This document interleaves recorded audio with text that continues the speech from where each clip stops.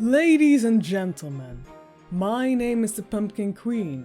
If you are new to this channel, please subscribe and take my hand as I guide you through my castle. Now, let's gather around the fireplace, because we have something to celebrate. That being that this castle now counts 500 inhabitants. A bit back I opened up an Escort there on Twitter, and I got a lot of responses.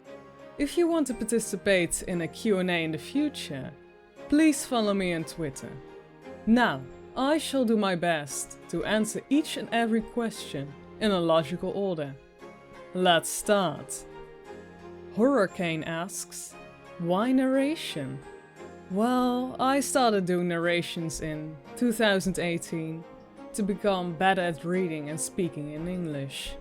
This is due to the fact that I'm dyslexic and also a student, meaning that I have exams about these topics, and I wanted to practice for it in a fun way.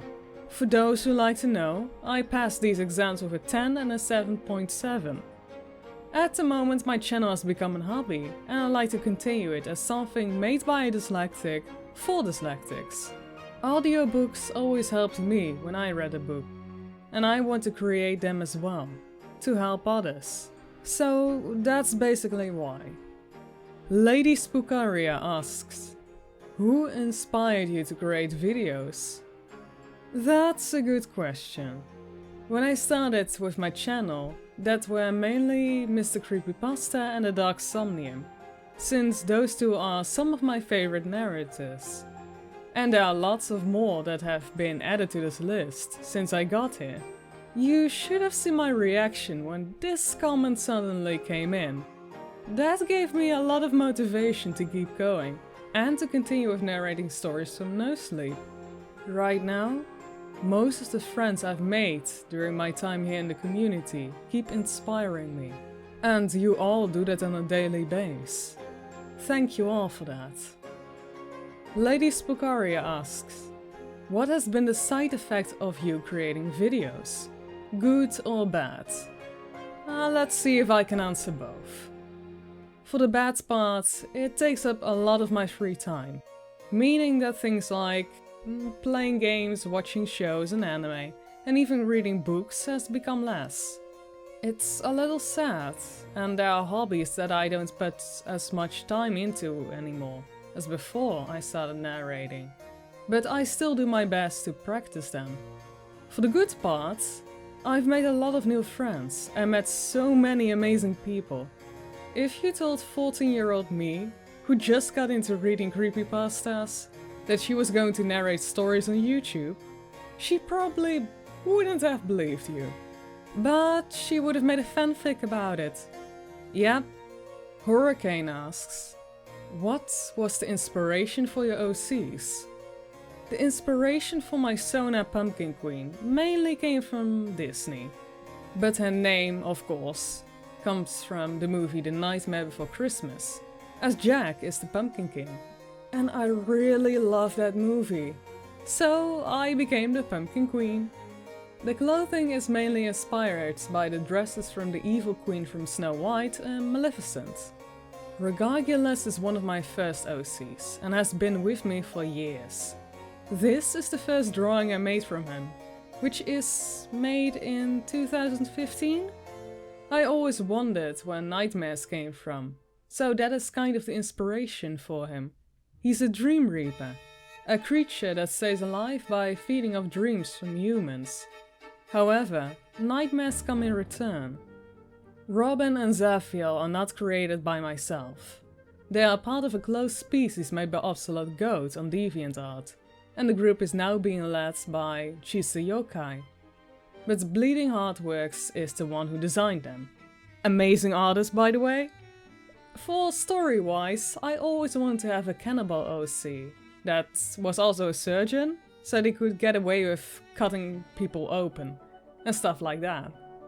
And lastly, Heartbreaker, the first original character I ever created. Again, here is the first drawing I ever made from her. Looks strange, right? This was made in 2014. At the time I just got into creepypastas and anime, So yeah, great description of a look. At the moment I'm redesigning her and rewriting a story. Trust me, it's not going to look anything like a magical girl who got fused with a murderer. The first chapter is already up on my channel. Timothy Doran asks, have you thought about writing out or commissioning someone for an origin story of any of your original characters? I am writing the origin story of Heartbreaker at the moment, or rewriting that is. Yeesh, that needed work. I found that old story back I wrote years ago as a teen, and decided it should get a rewrite. And I really enjoy redoing it.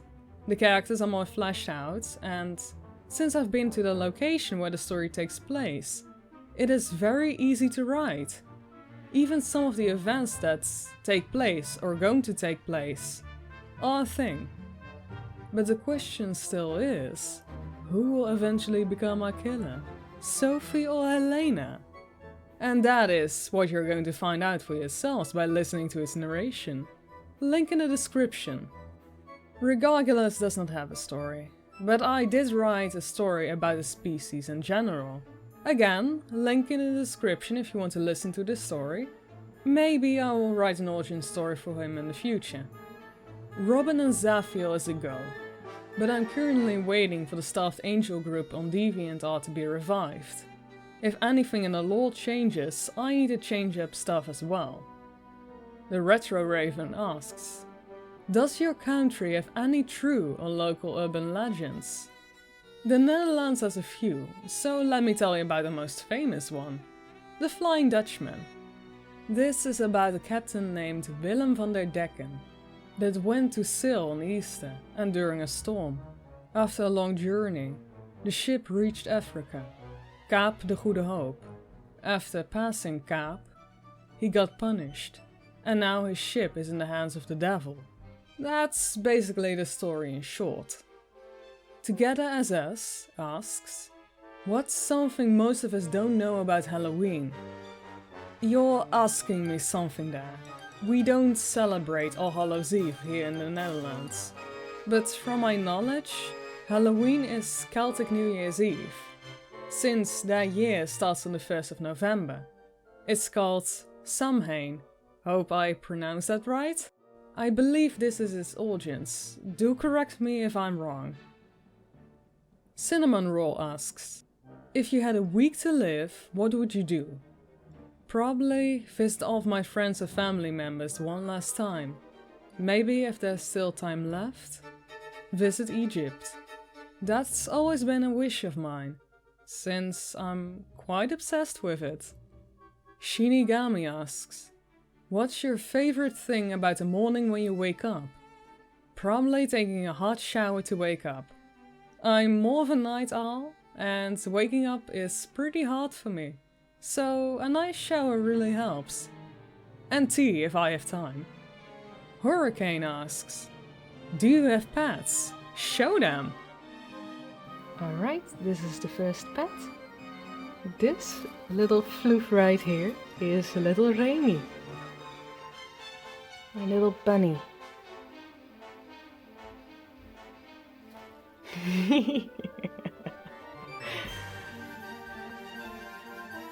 And this lizard right here is Ramses, or Ramses, as I call him. It's a bearded dragon. So if I ever tell you that I have a dragon, then that's not a joke. Oh, there you go.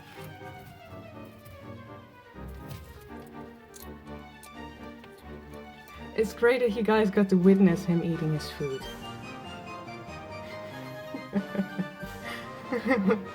Was it tasty, my friend? Oh, there you go. A second. Oh no.